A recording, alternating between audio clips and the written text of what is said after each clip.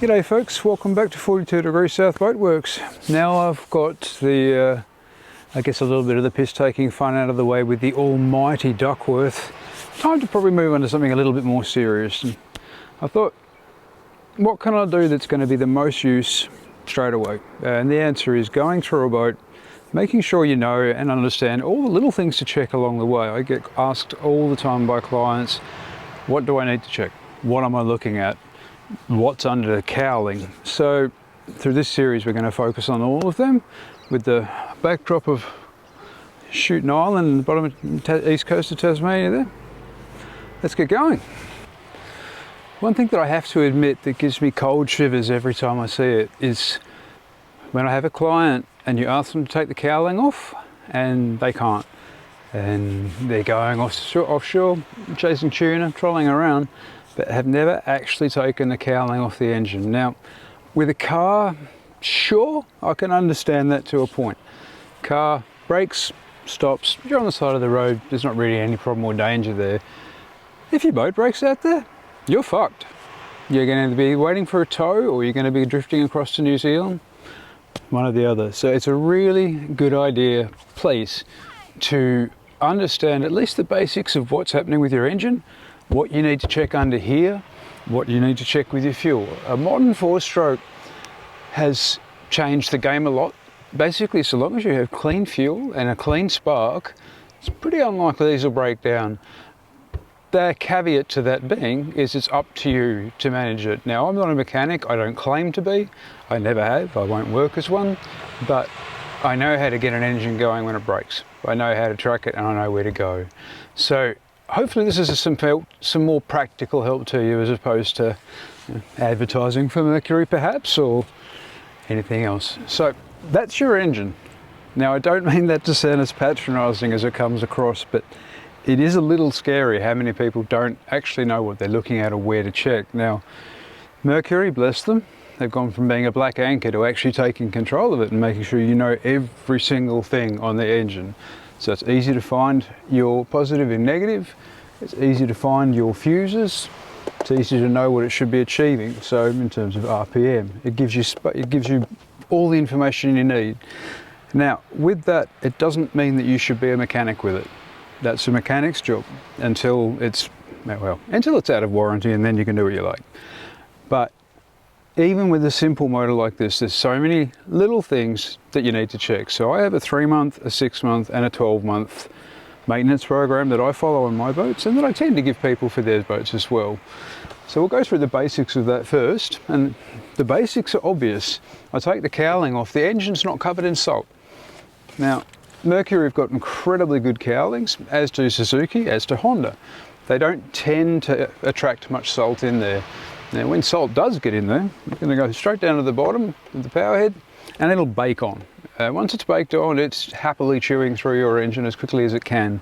Now, again, Mercury probably the best of the lot in terms of sealing salt off, but any engine can do it. Yamaha, I'm sorry to say, for all their reliability, their cowlings are crap and every one of them fills up with salt.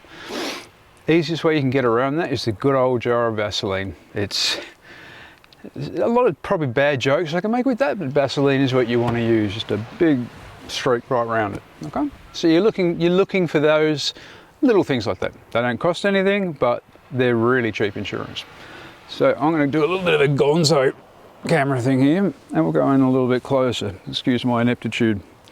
So the basic walk around. This engine now, she's about 650 hours, so she's done a fair bit in her time. But if you look, very clean. There's no salt, there's no oil leakage, there's no corrosion that I can see at all. Now that's partly the beauty of Mercury, and that's partly, I guess, careful maintenance. Looking right down into there, I still can't see any corrosion. There's no sort of salt sitting there, so we're all clean. I do coat the power head with Lanox, and that's just a wipe on, just lanolin, and that does help a lot. So that's step one. Now let's do some checks. I guess the main things I want to look at every time, and I take the cowling off quite frequently, my oil filter, making sure that I haven't got any seepage around it and that it has actually been labelled from when it was serviced. The people that serviced this last time didn't label it. Naughty them. I'm looking that my connections to the starter motor are clean. I don't want any sort of corrosion whatsoever. I'm just checking around that I can't see anything untoward. At the moment it's just a really simple check. I don't have to take the head off. I'm not doing any of that stuff. Check the oil, please. Now, one of the things that I get asked a lot of is my engine is making oil. Now what that means is you're just getting seepage of fuel that's coming through your piston rings and ending up in your oil. It's not strictly dangerous on its own so long as you know how to manage it, and managing it simply means when you go out for a trip, if you've been trolling for a while, absolutely floor it for about 2 minutes on your way back in. Let everything heat up, let everything expand and contract, and you won't have an issue with that. This little engine has made oil since it was new and it's never missed a beat yet. We're on about 650 odd hours on it now, and it's a simple thing. It's a simple little bit of maintenance. So oil filter. The other one for me is your secondary fuel filter in here. That's a really easy one to check. Sorry, I know that picture's not very good. That's a really easy one to keep an eye on because it'll change colour if you're getting dirty fuel or if you're getting anything untoward going on in there. It's really easy to pull out, but it's not one you want to be pulling out at sea. So as I said before, Mercury are quite good. They'll give you a whole list of everything that you need there. Now, that doesn't replace a mechanic, but it's great to have as a reference. When you pull them off though, you can actually see where we're at.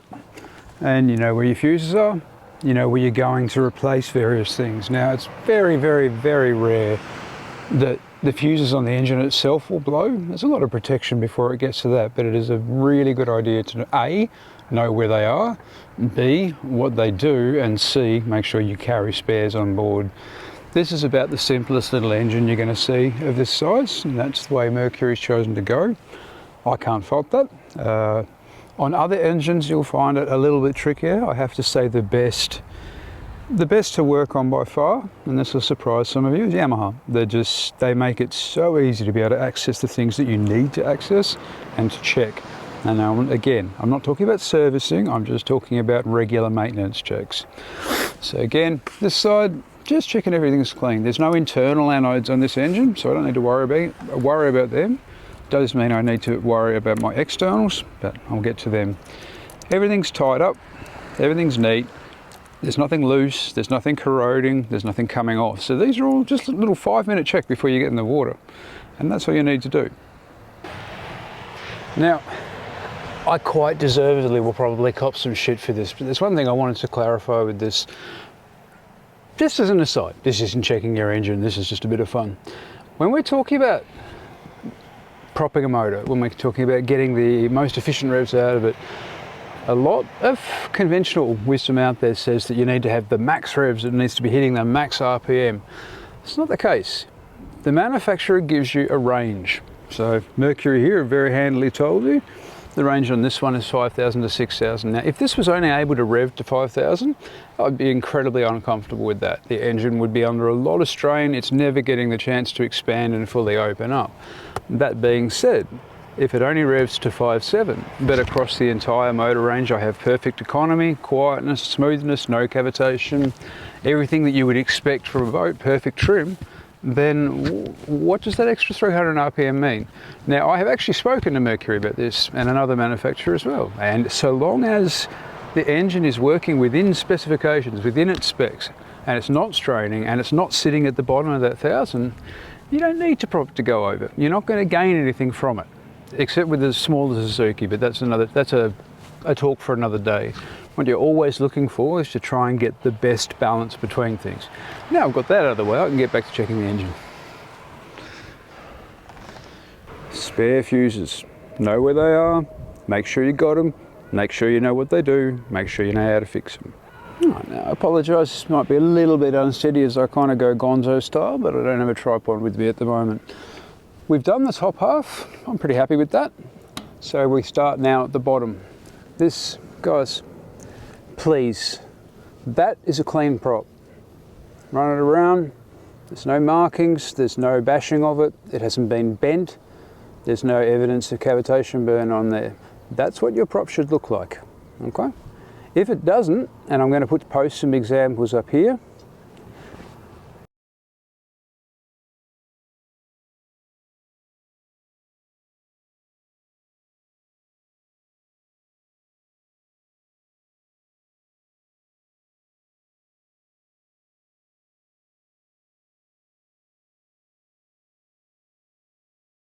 So another thing I'm pretty religious about checking, and I do this on every client's boat, but I do it on mine too, is making sure that the prop has got no movement. Now each manufacturer prop is slightly different.